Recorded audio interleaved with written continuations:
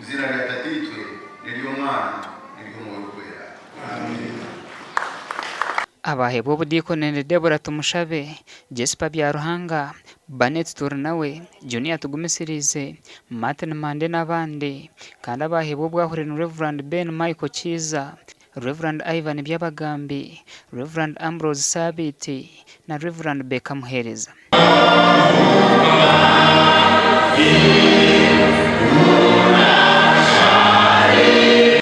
Nyewe Reverend Ben Michael Kiza iza kumanya intwaza syo agukorera kwa Ruhanga ubwo kisibisa kandi mukuru munonga. Abanda batungubwa Canon barimo Reverend Canon Amos Twetise, Reverend Canon Godfrey Twesime na Reverend Canon Merton Nkurunungi. Aba nabandi bona abo wabaha okuba abalisa babo. Umwana wawe uko Yesu Kristo mukama wetu oturaniwe kandi tegekaniwe omumwe bw'umwoyo urwera obusinge butabaho.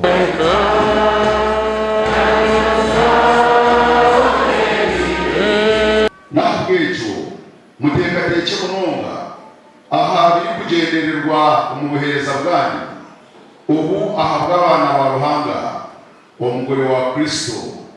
Akanjo na yayongera yayureko mugasho ogwa bebembezi bekanisa. Mureke kutera isibo na kugiteza abandi umukaha bwanyu mweka kimuru kubasa kugira ibitekateko n'umutima mulungi go kubikora aha kuba umutima mbogo n'abandi go kubikora Ruhanga ni wabiha. Bishop wa East Renzor Diocese George Turiyasingura owaburura mukorogo yashaba bebembezi bedini ngo bahereza abantu amasiko ombeze ububyabo.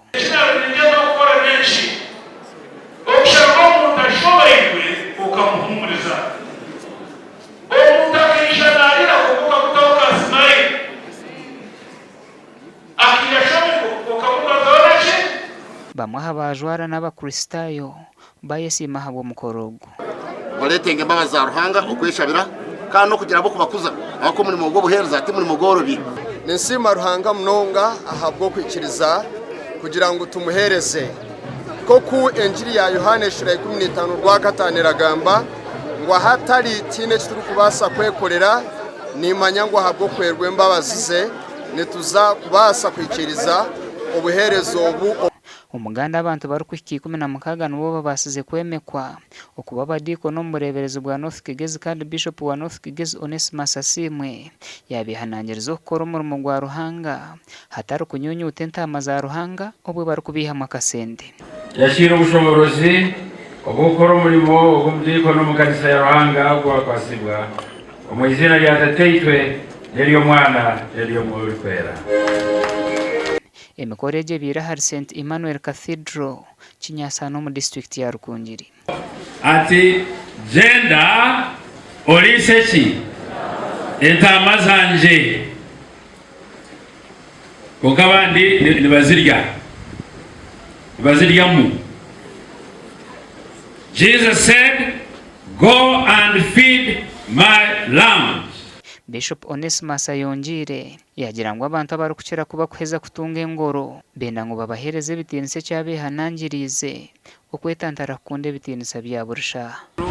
Achabashi ndiko ni engoro yongera achiba Bishop mwena hatagenda arangambi ntabwo yecho bagende mu Bureeberezi ko ku Yesu yatworekire Yesu no mu Bureeberezi gendo rubetakuri rubekwa ongarahanga kwa kuba yakwesire nakweta buzima kandi nabari n'icyakweta.